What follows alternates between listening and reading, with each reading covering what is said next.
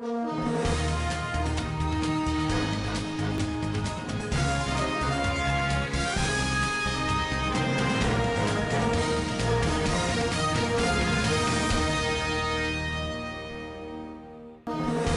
Svtv donated 2 million naira and 50 bags of rice to Zamfara state government. Locally made ventilators, disinfectant plant in Abuja. NITCO set fresh conditions for evacuation of Nigerians back home. On business, World Bank releases $82 million to Nigeria. And on the international scene, UN defends WHO against allegations of being China-centric on COVID-19.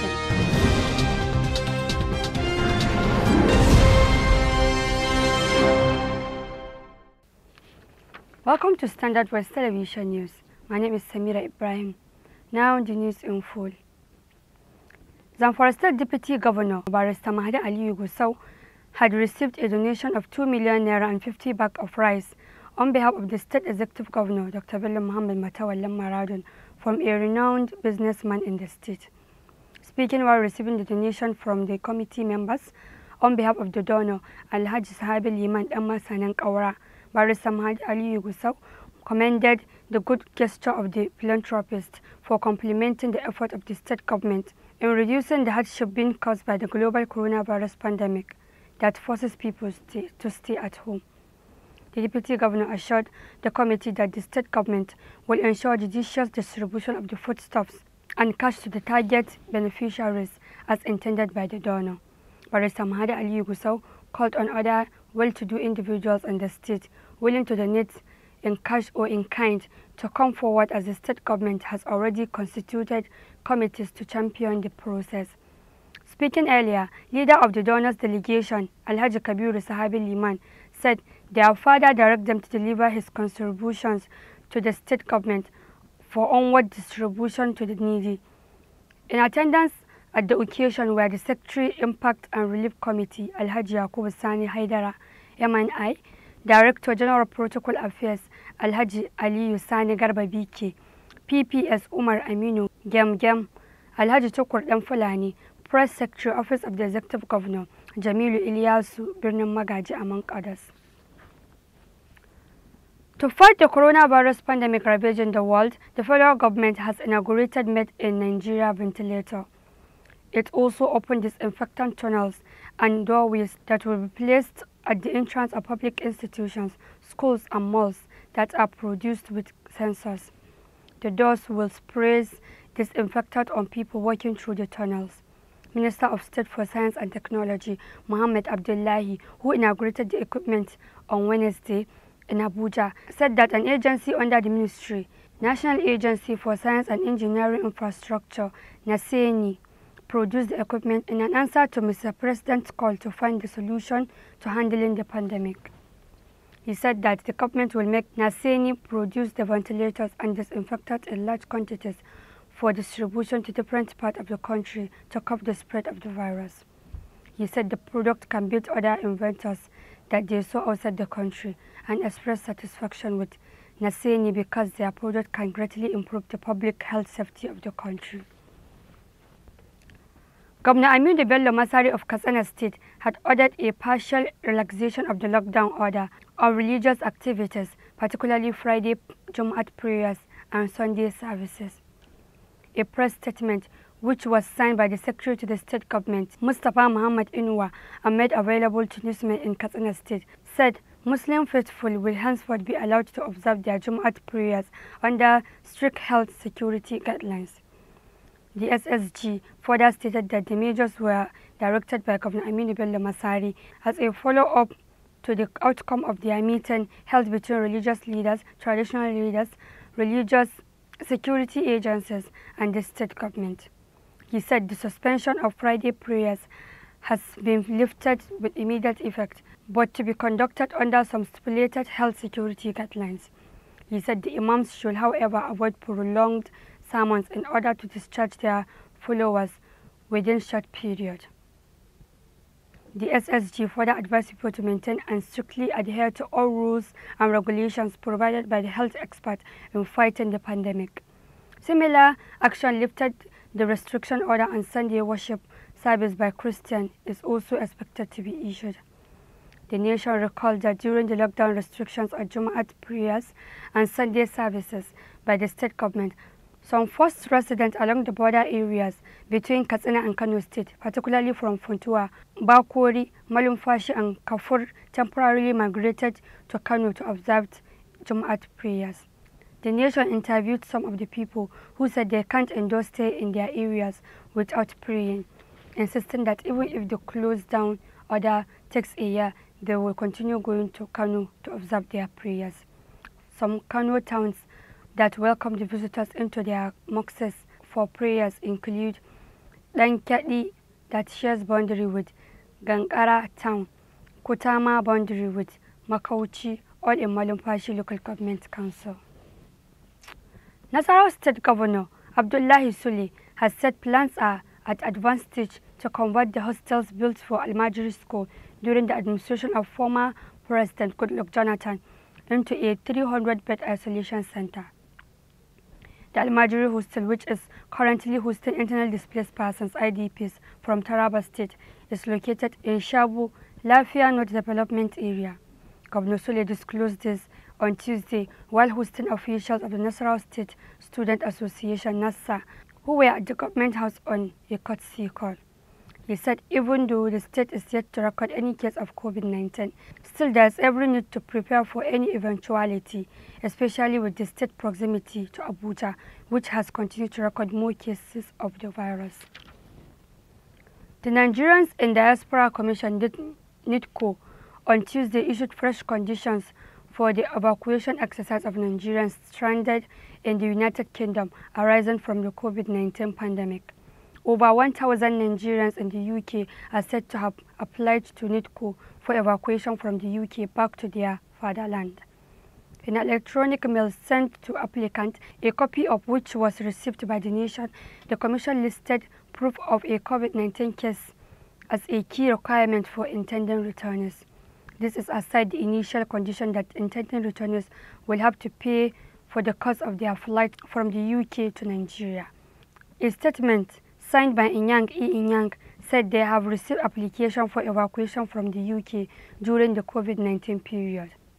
A major condition for the return will be to have done the COVID-19 test in the UK. No returnee will be allowed to board the plane without having taken the test on coronavirus. The test is for patient people 16 years and older, and Commission is determined to bring them back home.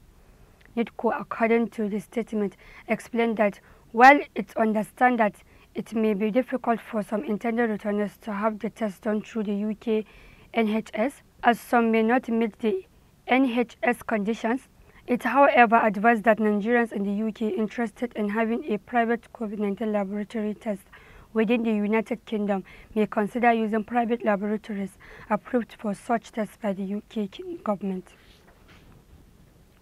Ekiti State Governor Kayode Fayemi on Tuesday launched the conditional cash transfer of 5,000 indigent citizens under the Household Uplifting Program initiated by the federal government. The beneficiaries, who were drawn from the 16 local government areas of the state, received between 20,000 to 60,000 naira, representing the up-to-date payment alongside with outstanding stipends. The governor, who spoke during the official launching of the scheme in Ado-Ekiti, said the program was meant to alleviate poverty and other attendant effects among poor Nigerians. Governor Fayemi, represented by the Special Advisor, Office of Transportation and Delivery, Professor Bolaji Aluko, said this is part of the program sparked by the President Muhammadu Buhari administration to uplift the standard of living of the poor masses, and Ekiti people are benefiting owing to recognition of our strong support to the federal government. The governor said the government decided to give the cash at this time when COVID-19 scourge is rearing its ugly head, so that the people can use the fund to support themselves and prevent hunger, because the economy is currently facing challenges owing to lockdown pronouncement in Ekiti to stop the spread of the disease. He said 5,000 indigent populace who had been captured and have been enlisted on the register will benefit. The governor said it is for the poorest of the poor. On Monday, The government began the distribution of food and other stimulus packages to 20,000 Ekiti indigent citizens to make the aged, widows and other vulnerable live happily. He assured the beneficiaries that they would put all necessary frameworks in place to prevent people from mismanaging a scheme meant for the poor and less privileged. The Office of the Accountant General of the Federation has been engulfed by fire. The building tagged Treasury House is located beside the Federal Capital Treasury FCT Police Command Garki Abuja. The cause of the fire was not immediately known, even as workers are currently at home observing the lockdown. However, combined team of men of the Federal and FCT Fire Service, as well as other security operatives, have to a large extent contained the fire. It's intact, it's not harmed in any way, except for the cooling system, which we are now working hard to put back to use. I will not draw any conclusion now. There is going to be an investigation to be instituted, and we should allow investigation to say it as it is. Myself, I stand to be a suspect, and so why should I say this or that? We'll be right back after this short commercial break. Stay tuned. Coronavirus or COVID-19, the most recent outbreak that has turned to be a global pandemic. Watch how it easily and quickly spreads among humans.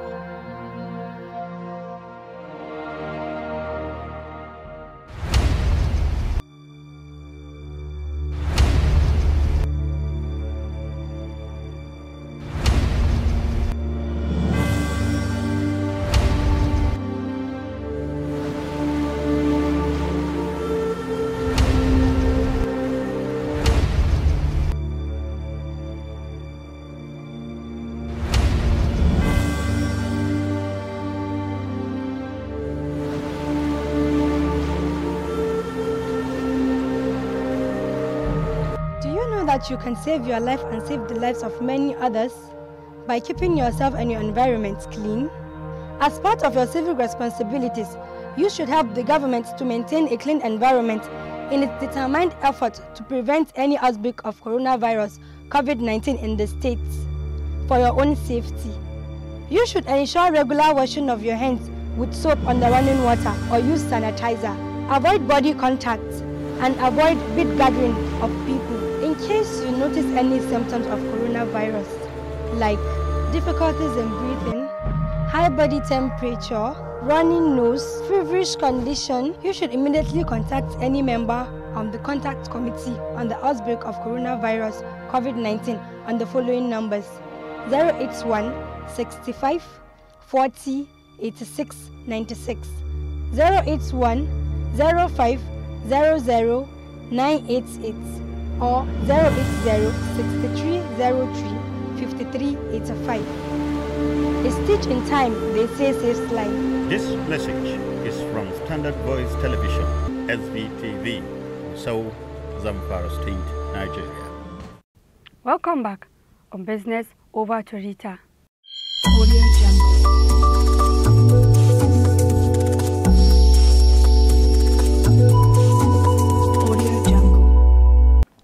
Hello, welcome to Standard Voice Business Update. The World Bank has released Nigeria remaining $82 million in its VAT to enable her strengthen its health facilities. Also, the National Monetary Fund said yesterday that it was considering the country request for financial assistance under the fund's rapid financing instrument for the purpose of stabilizing the nation's strengthened economy. The Minister of Finance, Budget and National Planning, Haja Zainab Ahmed, has said at a press briefing on Monday that the federal government could be asking for $3.4 billion that Nigeria has saved with the IMF as part of efforts to mobilize all available resources to address the COVID-19 pandemic impact on the nation's economy and the citizens. Ms. Zainab Ahmed also disclosed that the National Center for Disease Control, NCDC, has access to original disease system facilities from the World Bank in the sum of $90 million, out of which $8 million has been drawn. She added that the government requested to fully draw down on the outstanding balance of $82 million. The government, according to her, also requested additional financing in the sum of $100 million from the REDISSE project to meet COVID-19 emergency need in all the 36 states and the FCT through the NCDC and Federal Ministry of Health. The World Bank issued a statement on the approval and release of the $82 million in Abuja. The bank said it was approached by the federal government to provide a multi-pronged package of support over the next 6 months to strengthen the country's preparedness for the immediate health crisis that has been caused by the deadly coronavirus pandemic. And that is all on Standard Voice Business Update. Until I come your way again, I'm Ogwara Rita. And on the international scene.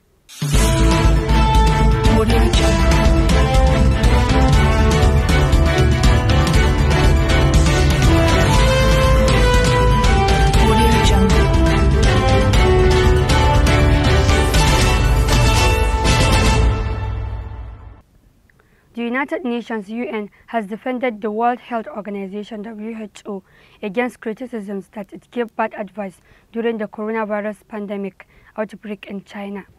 The criticisms were coming from US politicians, including President Donald Trump, who alleged on Tuesday evening that WHO was China-centric. Speaking at the daily coronavirus task force news briefing in Washington, Trump accused the global health body of being too focused on China. The president said the organization made the wrong decisions about the initial coronavirus outbreak, including advising against border closure against China. The WHO viewed it, for some reason, founded largely by the United States, yet very China-centric. Trump said he rejected their advice on keeping the borders open to China earlier on. But spokesperson to the UN Secretary General, Mr. Stephanie Dujarric, dismissed this criticism, saying WHO has done tremendous work on COVID-19. This includes supporting countries with millions of equipment being shipped out, on helping countries with training, on providing global guidelines. WHO is showing the strength of the international health system. Before Trump's comment, some US lawmakers had asked WHO Director General Tedros to resign for allegedly allowing China to cover up the true impact of the disease. Republican Senator Martha McSally said that 3,331 deaths reported by the Chinese government was far less than the actual figure. Speaking on Fox News, McSally said WHO DG should be partly blamed for China's lack of transparency in its reporting of the outbreak. Dr. Tedros deceived the world at one point. He even praised China's transparency during its coronavirus response efforts. This was despite a mountain of evidence showing the regime concealed the severity of the outbreak. This deception cost lives. Texan Republican Senator Ted Cruz also called on WHO to consider replacing the Director General. Senator Cruz said WHO had consistently bent to the will of the Chinese Communist Party at the expense containing the spread of the virus. According to a British newspaper, when China reported 17,238 infections and 361 deaths on February, Tedros said there was no need for other countries to shut their borders against it. He said measures that unnecessarily interfere with international travel and trade were not needed in trying to halt the spread of the virus, the paper reported.